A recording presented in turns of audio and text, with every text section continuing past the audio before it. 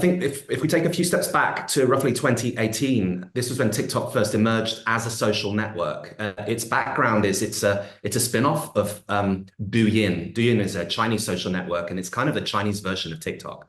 And what it did is it bought a popular social network for younger users here out in the West called Musical.ly. So Musical.ly is the origins of TikTok, but it became Chinese owned.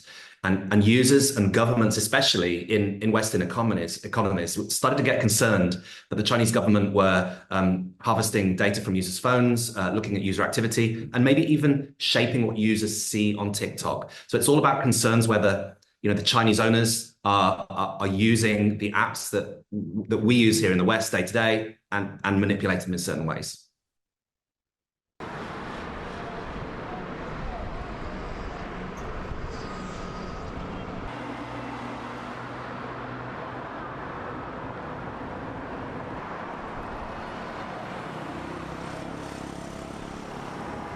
You are here because the American people need the truth about the threat TikTok poses to our national and personal security. We do not promote or remove content at the request of the Chinese government. The question is, the question is, are you 100% certain that they cannot use your company to promote such messages? It is our commitment to this committee and all our users that we will keep this free from any manipulation by any government. If you can't. Currently in the US, TikTok is facing a potential ban, and this is as a result of Senate appearances where the organization's CEO, Shao Zichu, was asked a series of questions about security of data, whether or not TikTok is being used by Chinese government to look at users' activities, and broadly, whether it's a security threat. And back in, I think it was January 2024, TikTok's appearances in front of Senate did not satisfy US senators. So a process started, culminating in, if TikTok doesn't split away from its Chinese owners, a ban in the United States.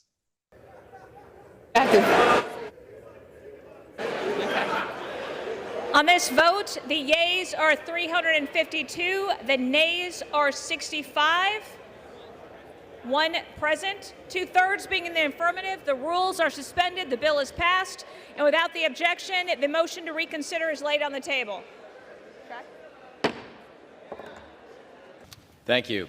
TikTok is a threat to our national security because it is owned by ByteDance, which does the bidding of the Chinese Communist Party. We know this because ByteDance leadership says so, and because Chinese law requires it.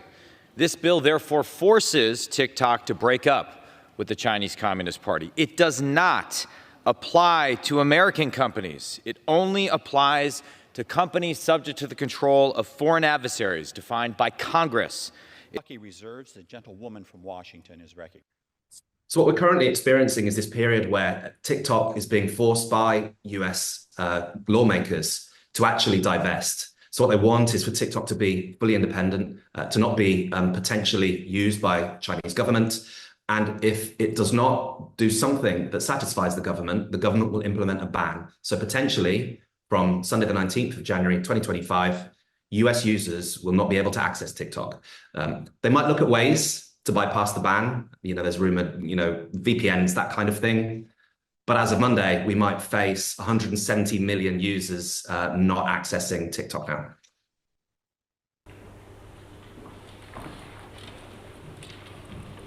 美国众议院通过的这个法案，让美国站在了公平竞争原则和国际经贸规则的对立面。如果所谓国家安全的理由可以用来任意打压别国的优秀企业，那叫毫无公平正义可言。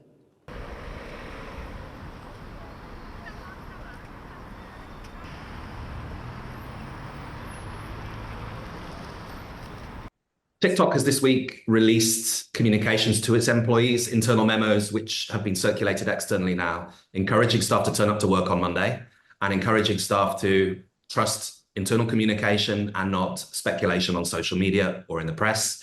But as far as we know, staff are all still turning up to work in TikTok's US offices on Monday. TikTok is saying that there's a plan, but it's not saying what the plan is, probably because it's going to be right down to the line.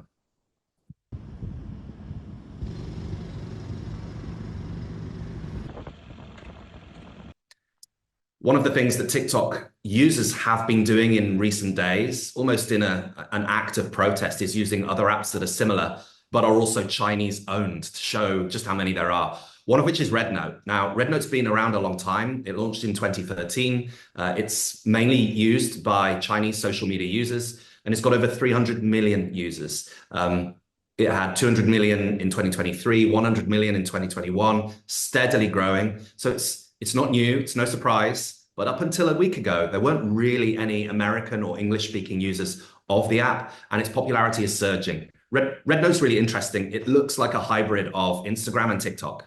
It's got two feeds, not just one, so you can consume more information. So it's got a different twist on it. And actually, in the last 3 days, RedNote has actually been launching a series of English language functions, including how many views hashtags are receiving and user data as well. So it is actually making a play for the American user base. So senators should be aware that unless they're going to ban every app they don't like the look of, users are going to vote with their feet.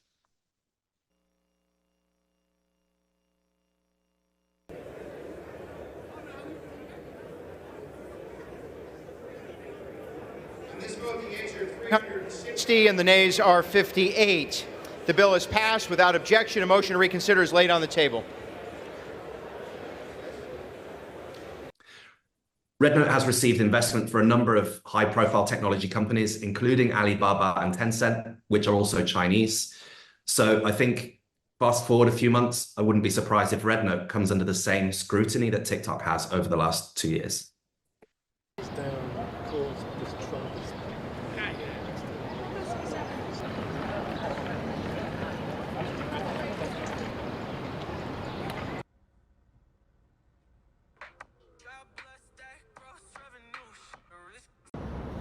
Oh, there you go. Loading biryani. Frenchie? Frenchie on the knees.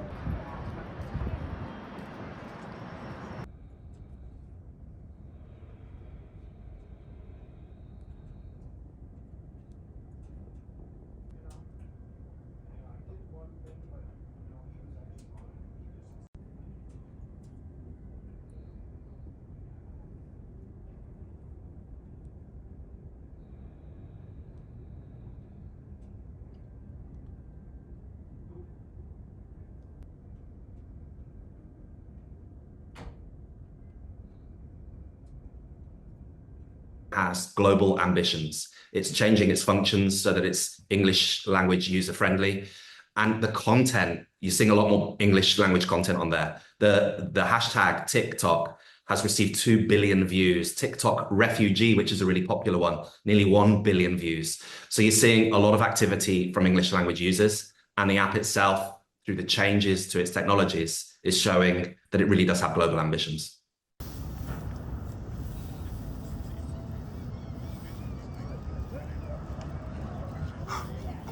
You guys want to see something cool? Watch this. Someone please tell me how it's 2020.